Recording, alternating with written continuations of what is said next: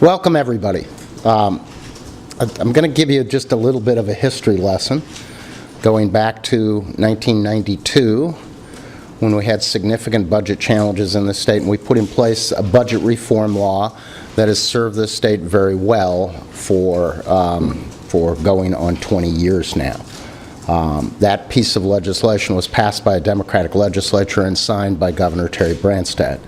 It has served our state very well. And it has helped us build up the biggest surplus in our accounts, the biggest surplus in the history of the state. Our reserve funds are full, and we have at least $300 million in addition to that. And the revenue estimate in March actually signaled more good news that our economy was recovering, and it continues to recover for about another $38 million. So as things are getting better, our governor has come back to the table on the 114th day of the session and decided to change his budget, dramatically lowering the resources that he's going to agree to spend for next year's education and health care and job creation efforts in this state at a time when a bill he signed that helped create these reserve funds, at a time that everything is getting better, our governor says, I'm going to further lower my target dramatically. And he did this on the 114th day of the session. He has not, by the way, supplied us with a new budget. He's just said my number is now lower significantly than it was before. That's going to result in more crowded classrooms, fewer teachers being able to be called back. 1,500 teachers, probably teachers and other education professionals, were laid off a few weeks ago. Less access to preschool. College tuition's going to go up. Healthcare access for thousands of Iowans is going to be reduced. Resources for mental health are going to be reduced. Job creation efforts are going to be reduced.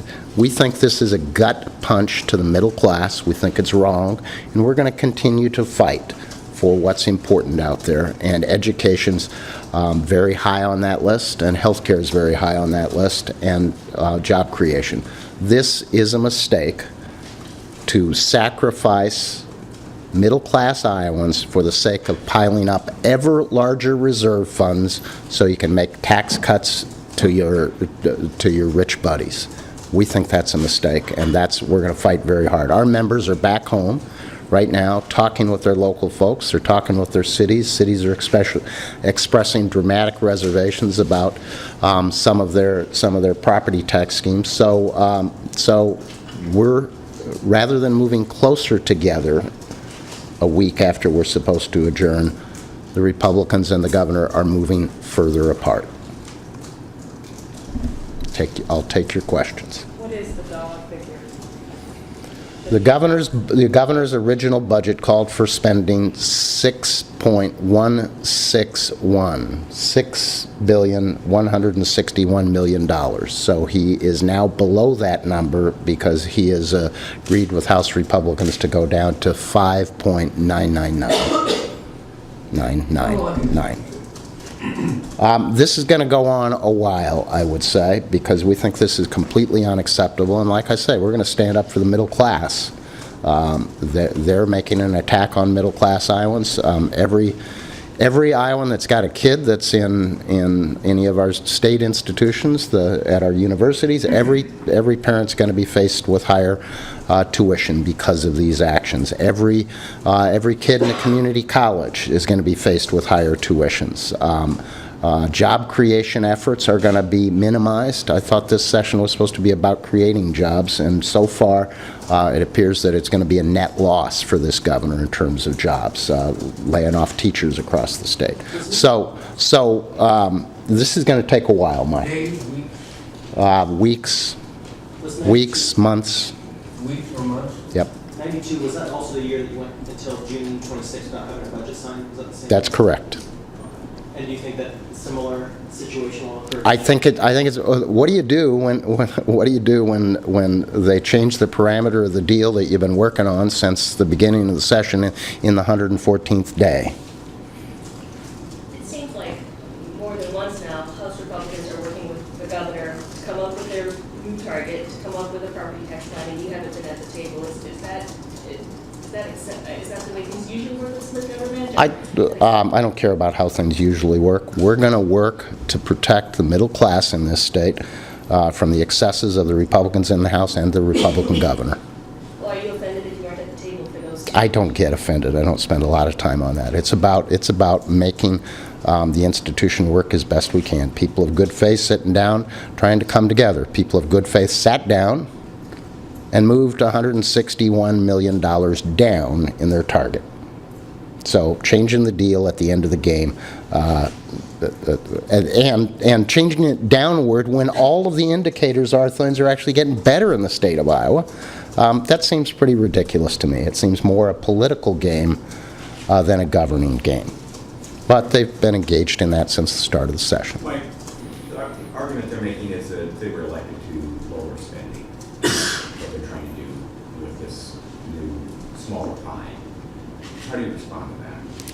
I don't think Iowans expected them to come in. I think Iowans think it's a great thing when we did some of the things we did last year to make government more efficient, deliver services better.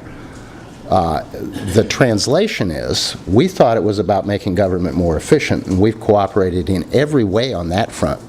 They don't want to make government more efficient. They want to, when they say reduce, they're talking about reducing community colleges, making middle-class families pay more to get their kids a ticket to a better life. That's their reducing government. We don't think that's what Iowans thought when they talked about reducing government. We think Iowans thought they were talking about making things more efficient. They're just making things more costly for the middle class. They're not making them more efficient. Senator, since we're referring back to 1992, there were, I think, 2 special sessions happening. Is that a likely scenario that we'll just go ahead and pass something and leave and then just get called? Not to dwell on process, but in order to adjourn sine die, you need the cooperation of the other chamber. You can't adjourn sine die on your own. You need the cooperation of the other chamber. So if it comes to that, we're certainly open to considering that, passing a set of budget bills down to the governor, and then adjourning sine die. But if the other side doesn't adjourn sine die within 4 days, that automatically calls us back. Can you explain what you mean when you say that this new lower budget numbers will reduce access to preschool? The House number is lower than the governor's number, let alone dramatically lower than our number. There was discussion in the House about returning to debate on Monday. Should we assume that won't happen?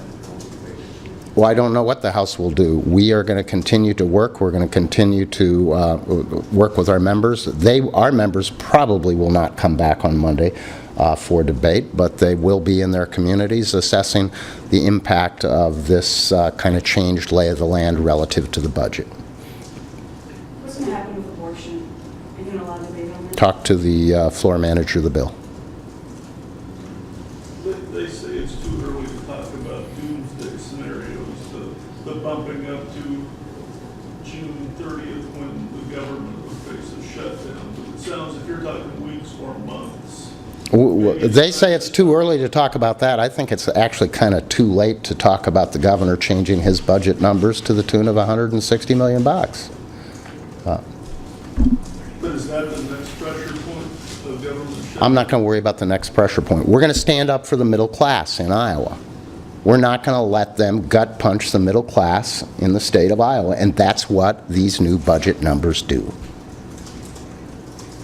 Earlier this week, Senator Kibbe, you talked about possible, if there was a possible compromise and allowable growth, that there's something between 0 and 2. Has the governor expressed a willingness at looking at 1%, like the second year out or something? I haven't heard no compromise on anything, you know. I mean, like core curriculum, that's part of this equation, and that's that's a program that's some questioned it originally, but all education, K-12, AEAs, private schools, all accepted core curriculum.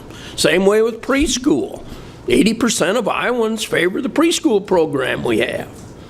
And cut community colleges and raise tuition on people that the employers of this state are going to hire to get this economy moving, and 90% of them stay in Iowa. It's kind of ridiculous.